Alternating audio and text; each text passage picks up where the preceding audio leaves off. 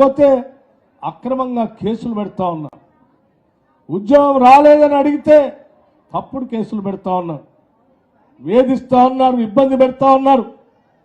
ఈ ప్రభుత్వం నుంచి విమోచన కల్పించి ఇందిరమ్మ రాజ్యాన్ని తేండి మీకు అండగా ఉంటామని అడుగడుగున నా పాదయాత్ర సందర్భంగా ఈ రాష్ట్ర ప్రజలందరూ ఆశీర్వదించి పంపించి ఈరోజు కాంగ్రెస్ ప్రభుత్వాన్ని తీసుకొచ్చుకున్నటువంటి మీ అందరికీ ఈ రాష్ట్ర ప్రభుత్వాన్ని, పాలనని, ఈ సంపదని ప్రజలకి అంకితం చేయటం కోసమే ఈ ప్రజాపాలన.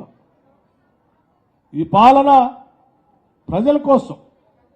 అందుకోసమే ఈరోజు చెప్పాము చాలా స్పష్టంగా, కొన్ని సంవత్సరాలుగా అప్లికేషన్ పెట్టుకోవాలని, కొన్ని సంవత్సరాలుగా ఇల్లు లేనటువంటి వాళ్ళు పెద్ద ఎత్తున వస్తారు కాబట్టి ఒకటే కౌంటర్ పెడితే ఇబ్బంది ఉంటుందని చెప్పి ప్రతి 100 కుటుంబాలకి ఒక కౌంటర్ పెట్టాలని, ప్రతి ఊర్లో కూడా, ఇదే అక్కడ మండల హెడ్ క్వార్టర్లో కాదు, ప్రతి ఊర్లో కూడా ప్రతి 100 కుటుంబాలకి ఒక కౌంటర్ పెట్టాలని, దాని సరిపోయే కౌంటర్లు పెట్టి ప్రతి కౌంటర్కి అధికారిని నియమించాలని, 6వ తారీఖు వరకు అప్లికేషన్ తీసుకోవాలని చెప్పి రాష్ట్ర వ్యాప్తంగా స్పష్టమైనటువంటి ఆదేశాలు ఇచ్చాం.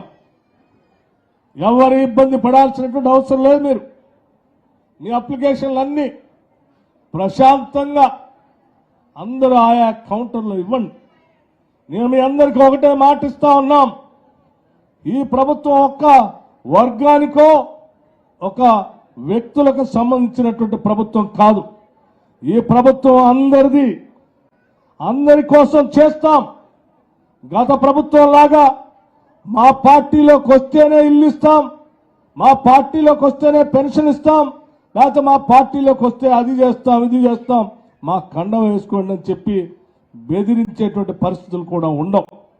ఇది అన్ని వర్గాలకి అర్హత కలిగినటువంటి అందరూ అప్లికేషన్లు పెట్టుకోవచ్చు. ఏ పార్టీకి సంబంధించినటువంటి వాళ్ళైనా, అది కాంగ్రెస్ వాళ్ళు కావచ్చు, టీఆర్ఎస్ వాళ్ళు కావచ్చు, బీజేపీ వాళ్ళు కావచ్చు, సిపిఎం వాళ్ళు కావచ్చు, సిపిఐ వాళ్ళు కావచ్చు, ఏ రాజకీయ పార్టీకి సంబంధించినటువంటి వాళ్ళైనా ఈ రాష్ట్ర బిడ్డలైతే చాలు, ఈ రాష్ట్ర కుటుంబం అయితే చాలు, తప్పనిసరిగా వాళ్ళందరికీ అందించే కార్యక్రమాన్ని కూడా చేయబోతా ఉన్నాం. భావించండి, ధైర్యంగా ఉండండి.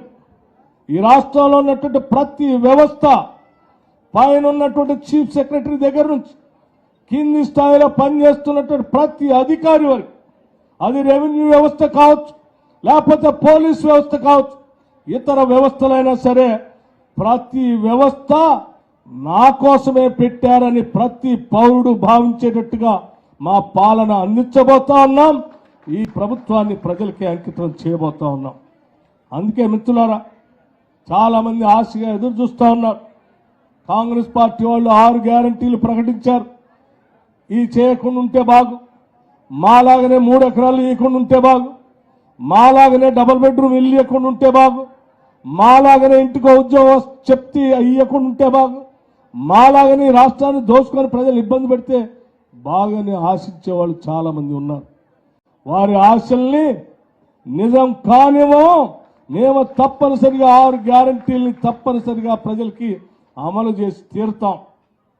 అందులో భాగంగా ఇప్పటికే 2 గ్యారంటీలు ఈ రాష్ట్రంలో మహిళలందరినీ మహాలక్ష్మిలాగా గౌరవిస్తూ వారందరికీ ఉచిత బస్సు ప్రయాణం కల్పిస్తామని చెప్పినటువంటి మాటని మేము శాసనసభ్యులుగా శాసనసభలో ప్రమాణ స్వీకారం తీసుకున్నటువంటి గంట లోపులోనే మహాలక్ష్మి పథకాన్ని, ఫ్రీ బస్సు రైడ్ని రాష్ట్రంలో మొదలుపెట్టాం.